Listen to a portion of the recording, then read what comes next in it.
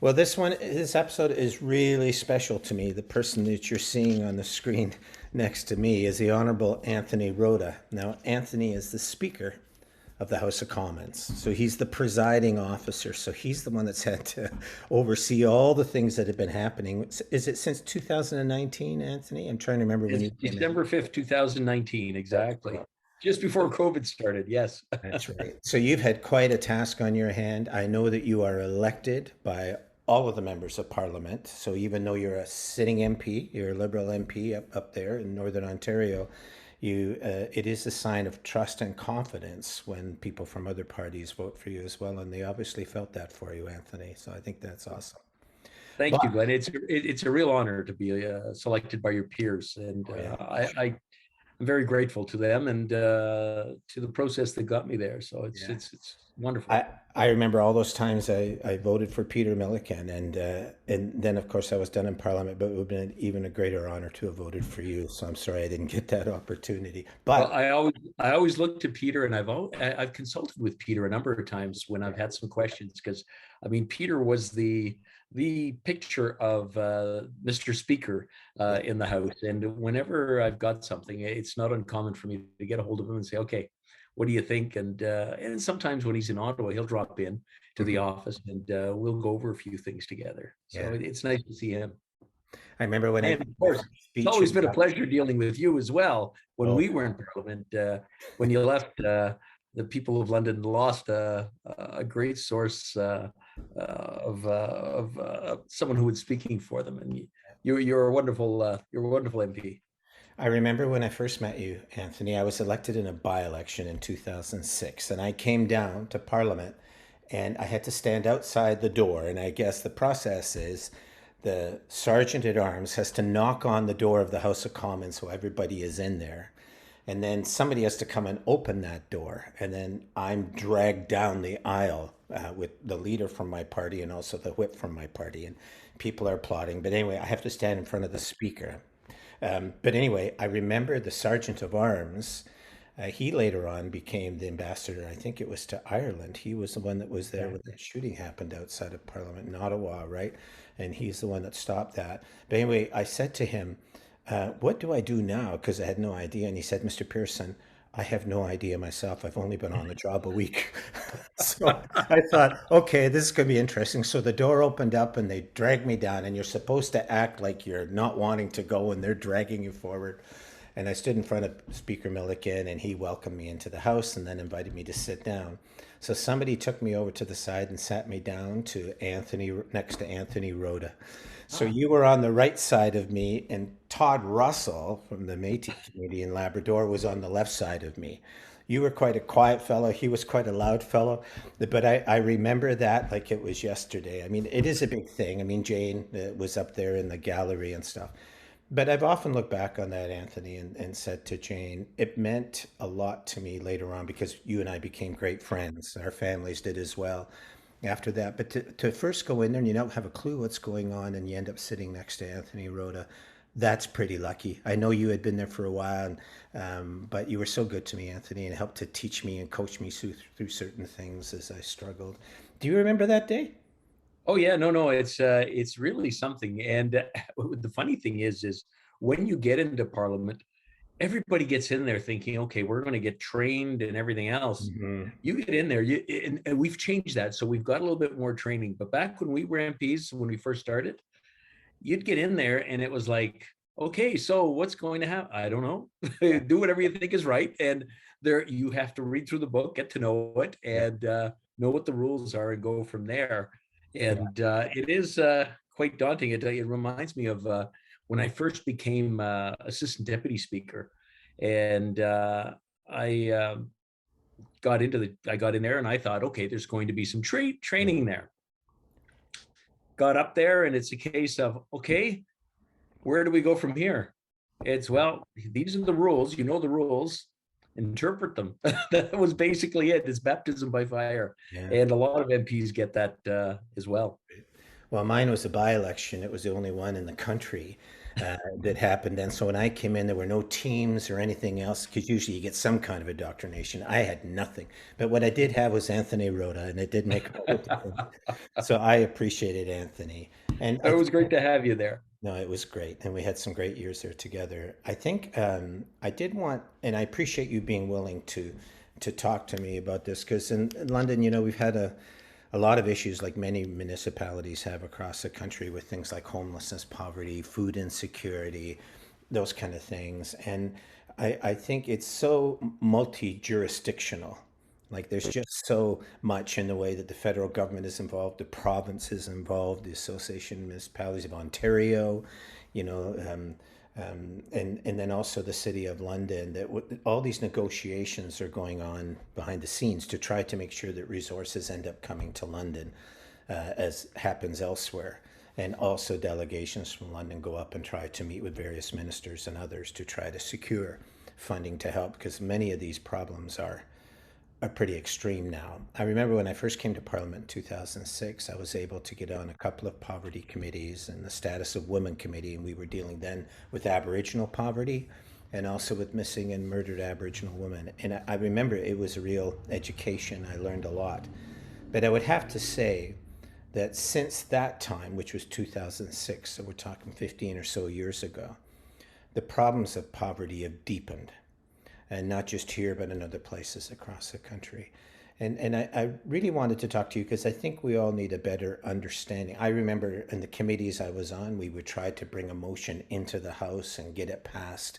Sometimes there might be a private member's bill where one person stands up and tries to get something passed as well over an issue that meant a lot to her or him, right? But I think it's such a complex thing, and I think you're such a dedicated guy, and you can keep all these balls going in the air at the same time. But I thought maybe you could help us to understand a bit. Let's say it's me, and I'm in Ottawa, and I just come as a new MP, and I'm really interested in something, let's say, around homelessness. So I get on a certain committee that's going to deal with those issues. Now, there are some committees that are standing informal committees, and there's others, right, that are specially struck for different things. But how does it usually work then? For me as an individual, I get on this committee and I really want to see this get through Parliament and get passed. What is that process? Well, a lot of it has to do with your party and how they did in the last election. Mm, Because when you look at the committees, it's proportional to the number of seats you have. So if it's a majority government, whoever the party in power is, they'll have the most members on that committee. And if it's a majority, then they basically control the committee as well. But in a minority government, what happens is it's proportional, like, it's representative of what is in the parliament. So all official parties will have members to reflect. There's 10 members altogether, and there's a percentage that goes to each committee. The way the individual members can get on these committees is by lobbying their whips, because a lot of the decisions are made by the whips on who goes on them and how active they are. And so you would look at, okay, what areas are of interest to me? And then you would go to your whip, or you would sign up for your preferences with the whip. And the whip then assigns people to certain areas. And that would be the main way of getting in there. Now, as an MP, you could also sit on any committee or in on any committee, not necessarily as a voting member, but in the audience and watch the proceedings. So if you want to go up to a colleague who's on that committee every once in a while and tell him what you're thinking, so that they might voice your committee or your idea for you, that's something that happens. It's not that common, but it is out there. And we do see members go on committees that they're not quite members, but they're present there. I yeah. mean, a prime example is Elizabeth May, who often went on the Environment Committee. She does not belong to a recognized party, but she would lobby to get included as one of the members, or if she couldn't get on, she would be there at the committees that were of interest to her. Yeah. Yeah. Um, so I had four elections in 5 years. That's how busy my life was starting in 2006. Like it was tough, but all of the parliaments I were in were minority parliaments. So what it meant was, although the government, had a bit of an advantage in committee, sometimes the opposition parties could unite and try to make something happen. And sometimes that did take place, but I know I had my eyes opened up about just how strong partisanship was when I came there. But let's say a person is able to get something through that committee, and then that committee takes a vote and they decide, yes, we want to further this particular issue on homelessness or whatever it is. You're able to persuade the other members of the committee. Where does it go from there? Well, then it comes back to the House. I mean, usually the way it starts is there's studies that are done by committees when there's something that's given, and the committees decide what is important to them, and usually that is recommended to the ministries involved. But more often than not, what happens is a bill is introduced into the House, whether it's a private member's bill or a government bill, sometimes an opposition bill, or a bill that is introduced into the House.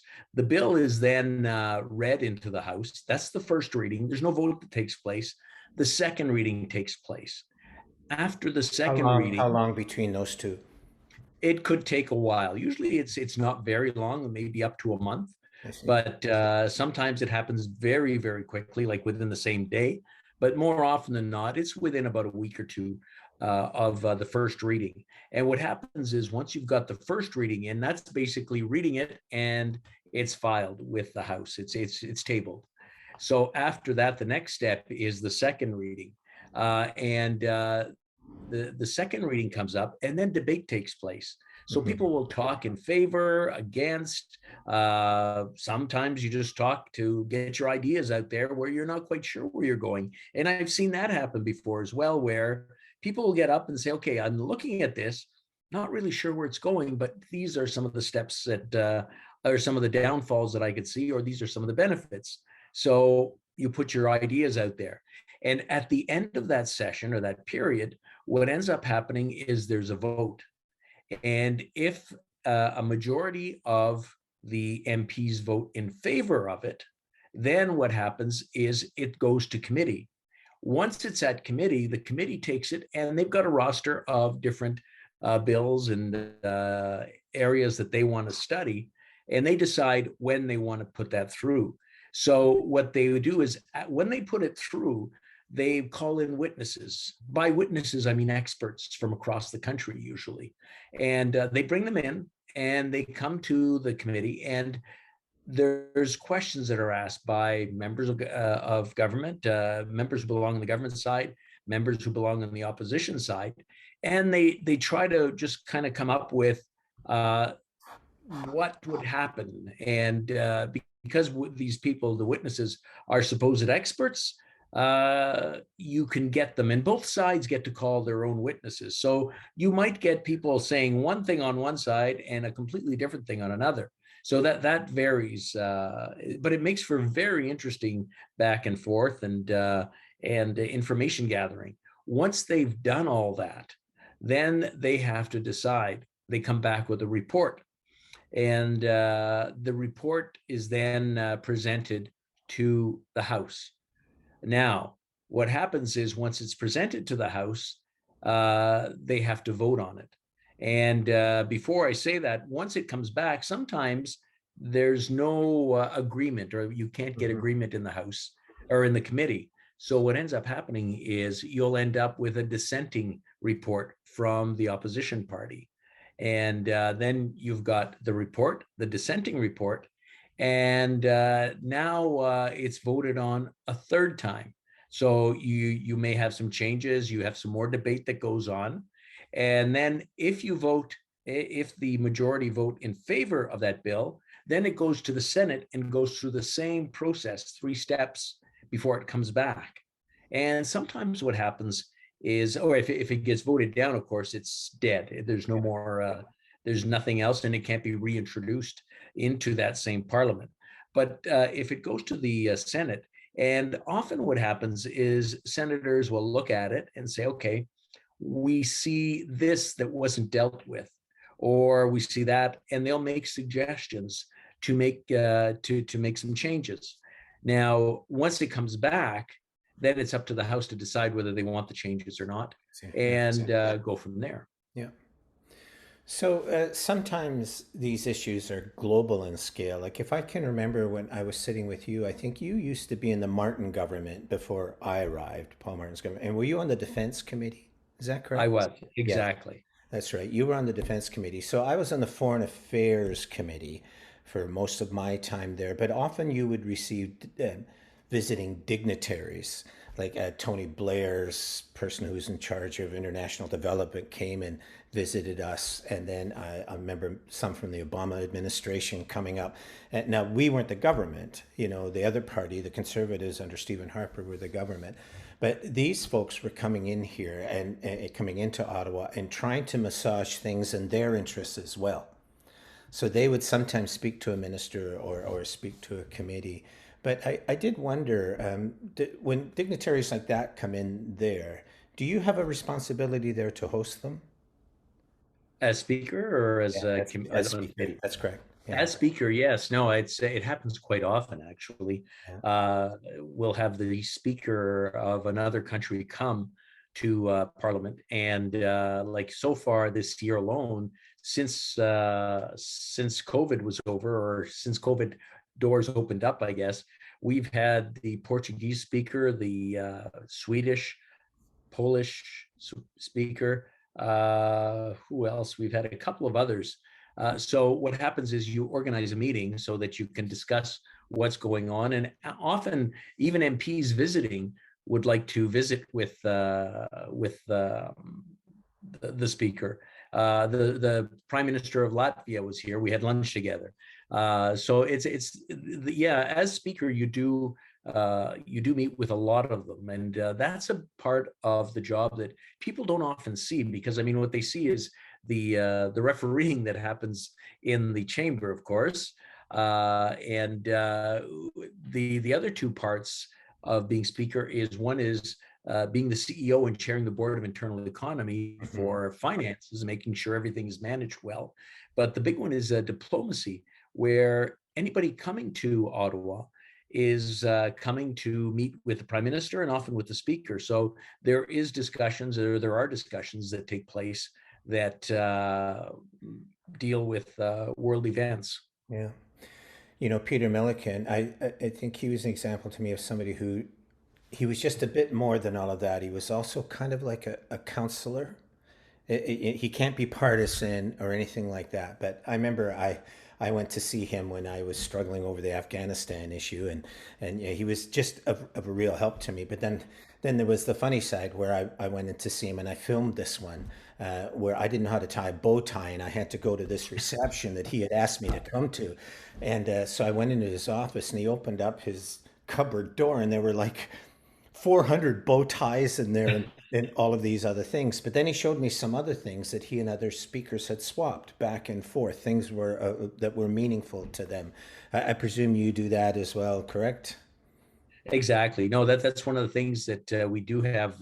We have like actually, it's not uncommon to meet with speakers from other countries. Just last week, about a week and a half ago, I was meeting with the speaker of Ukraine.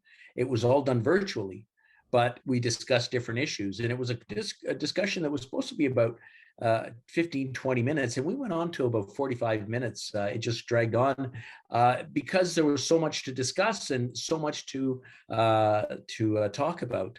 And and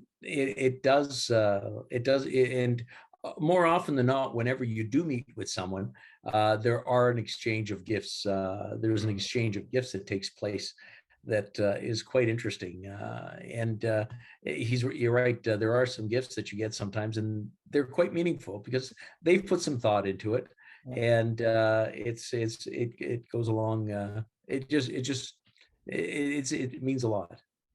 Yeah. Anyway, not everybody can say that it was Speaker of the House of Commons that taught them to tie a bow tie, but he did it. And caught Well, it on film. So it was all I can say on that is I'm glad it was Peter who was there when you went looking for help, because I'm afraid if it's not a clip on, I wouldn't have been able to help you.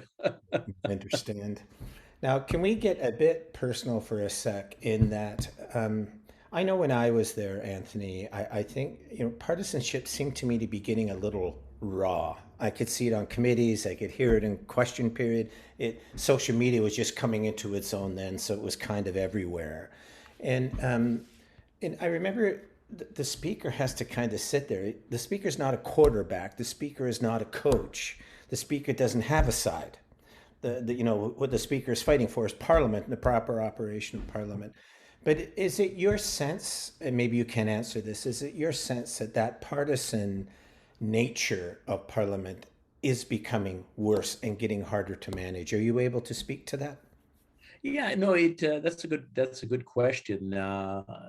When you look at what's going on as far as the partisanship in the chamber and basically outside the chamber, there are some MPs who are milking it for what it's worth. I mean, they are trying to get as much mileage out of it, and you can see them. They're very, very partisan. Yeah. But I would say the majority of people are there to make a difference. Mhm. And yeah, the party system does drag people into a certain area and it does force them to work a certain way. But there's still, I would say, probably 75% of MPs are there to work together. And Yeah. I know, I mean, I was notoriously unpartisan, I guess is probably a good way to put it, because I found that, okay, as soon as we start playing the political game, we're not really doing what's best for the country. Yeah. And to me, if all you're there for is to play politics, it defeats the purpose of why I went to Ottawa. And it's to make the difference and to try to get people to work together so that we can move ahead and do what's best for Canadians. And to me, that is what's important. Yeah. Makes you wonder though what would happen if there wasn't a speaker. Well, it would be a free for all. It's like having a hockey game without a referee. Yeah. Everybody would make up their own rules. So Yeah. you pretty well, as I say, you have to upset both sides equally. You can't take one side over the other.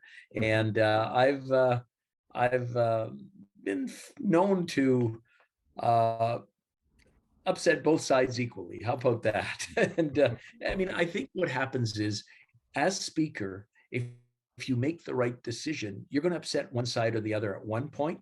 Yeah. But as long as you're doing it fairly and equally, people can respect that. As Yeah. soon as you start taking a side, that's when things really get rough. It's like if you like, I'll take it back to the analogy of the hockey game, where if the hockey players, if the players are out there and the ref starts taking one side, the fans start going, "What the heck's going Yeah. on here?" And bedlam breaks out. Yeah. Whereas if you're fair with your calls, and yeah, you're going to make the odd mistake. I mean, everybody's human, Yeah. but overall, if you make fair calls, people know that, they see it, and they respect it. Yeah.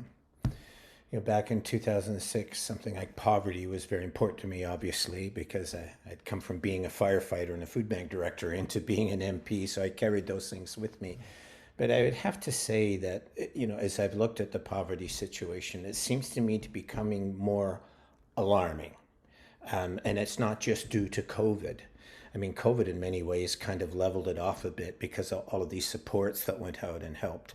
But now that we're back into getting back to the regular free for all of things, it's very difficult. But I would have to think it's going to be very difficult for somebody like you to manage the House of Commons when it's not just about poverty, it's about Indigenous reconciliation, um, it's about Ukraine, it's about all of these other things. And it must be so hard for you that this kind of perfect storm is all swelling in at the same time.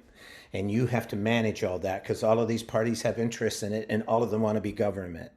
Do you feel that pressure now that there's more of a perfect storm than there might have been in the past because of the importance of all of the issues happening at once, climate change, those kind of things? You know what? If you look back, there's always a crisis.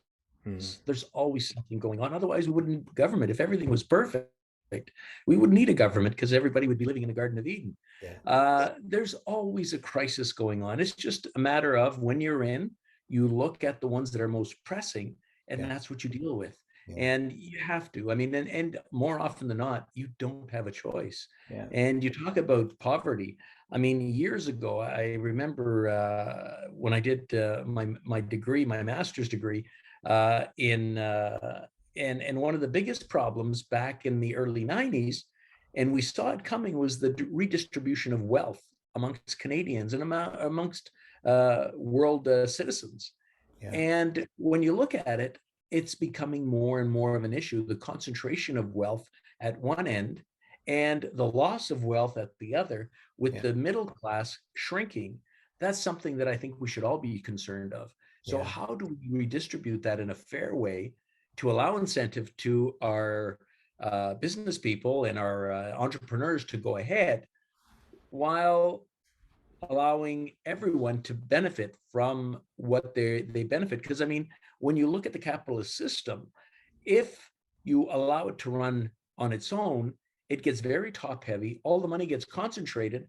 Then nobody's buying the product, and the system Yeah. collapses, and we get a depression.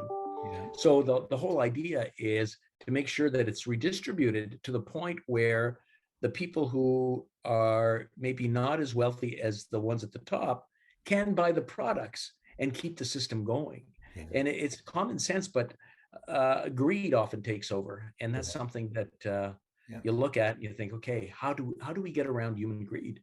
Not always easy. No. Well, Anthony, I think we're all a bit alarmed about politics these days, not just here but around the world. It's kind of under the microscope, especially democracy.